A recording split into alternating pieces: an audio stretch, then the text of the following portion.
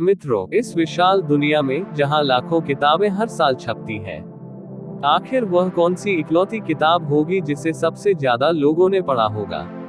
वह किताब जो सदियों से दिलों पर राज कर रही है, वो किताब जिसने भाषाओं की सीमाओं को पार किया, संस्कृतियों को जोड़ा और सदियों से करोड़ों लोगों के जीवन को प्रभावित किया। यह सवाल जितना रोमांचक है, इसका जवाब उतना ही गहरा और महत्वपूर्ण है।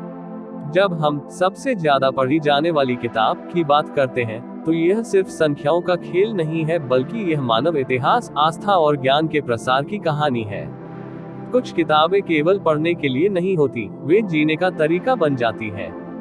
और ऐसी ही एक किताब है जिसने बिक्री और वितरण के सभी रिकॉर्ड तोड़ दिए हैं, जो दुनिया के हर कोने में मौजूद है और जिसे हर दिन अरबों लोग पढ़ते हैं।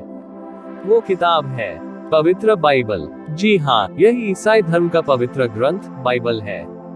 विभिन्न अध्ययनों और रिकॉर्ड के अनुसार बाइबल को दुनिया में सबसे अधिक पढ़ी जाने वाली और वितरित की जाने वाली किताब माना जाता है। इसकी प्रतियों की संख्या अविश्वसनीय है, जो इसे किसी भी अन्य साहित्यिक या धार्मिक कृति से कहीं आगे रखती है। बाइबल के प्रसार का अंदाजा आप इन चौंकाने वाले आंकड़ों से लगा सकते हैं। विभिन्न अनुमानों के अनुसार बाइबल की 5 से 7 अरब से अधिक प्रतियां बेची और वितरित की जा चुकी हैं। गिनीज वर्ल्ड रिकॉर्ड्स ने भी इसे अब तक की सबसे अधिक बिकने वाली पुस्तक के रूप में सूचीबद्ध किया है। यह दुनिया की सबसे अधिक अनुवादित पुस्तक भी है। पूरी पुस्तक 3000 से अधिक भाषाओं में उपलब्ध है, जिससे यह लगभग दुनिया की हर आबादी तक पहुंच चुकी है।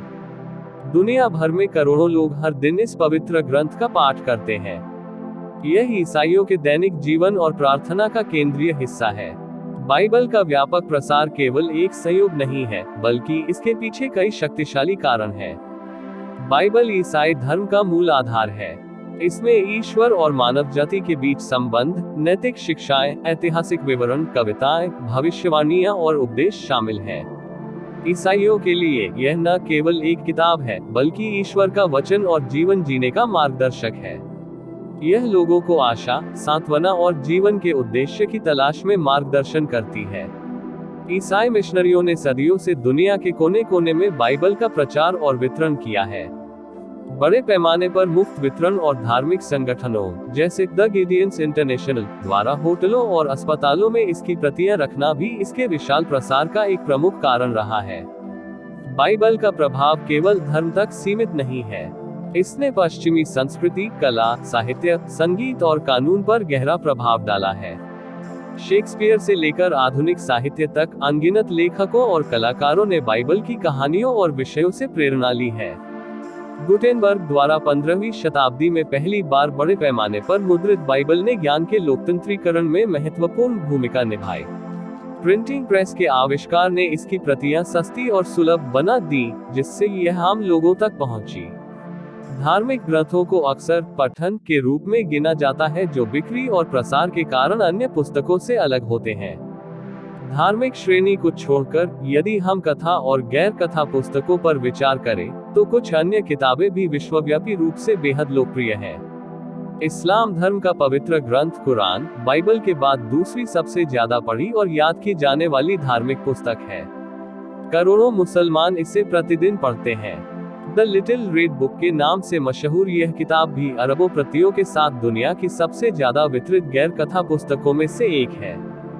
डॉन क्विक्सोट, यह मिगुएल डी सर्वेंटेस का प्रसिद्ध उपन्यास है, जिसे सबसे अधिक बिकने वाले उपन्यासों में से एक माना जाता है। The little prince, Antoine de Saint Exupery द्वारा लिखित यह छोटी सी कहानी बच्चों और बड़ों दोनों के बीच बेहद लोकप्रिय है और इसकी 200 मिलियन से अधिक प्रतियां बिक चुकी हैं। Harry Potter series, JK. Rolling की यह श्रृंखला आधुनिक इतिहास की सबसे सफल और पढ़ी जाने वाली काल्पनिक श्रृंखलाओं में से एक है, जिसकी 500 मिलियन से अधिक प्रतियां बिक चुकी हैं। मित्रों, किताबें दुनिया को बदलती हैं और बाइबल जैसी किताबें मानव इतिहास, नैतिकता और आस्था की धुरी रही हैं। यही कारण है कि यह आज भी दुनिया के हर कोने में लोगों को प्रेरित कर रही है। यह संख्याएं केवल रिकॉर्ड नहीं है, बल्कि मानवता के उस शाश्वत सफर का प्रतीक है जिसमें लोग ज्ञान और अर्थ की खोज में हैं। मित्रों, अगर यह जानकारी आपको अच्छी लगी हो तो वीडियो को एक लाइक जरूर करें और साथ ही चैनल को भी सब्सक्राइब जरूर करें। परमेश्वर आप सभी को बहुतायत का आशीष प्रदान करे। आमीन।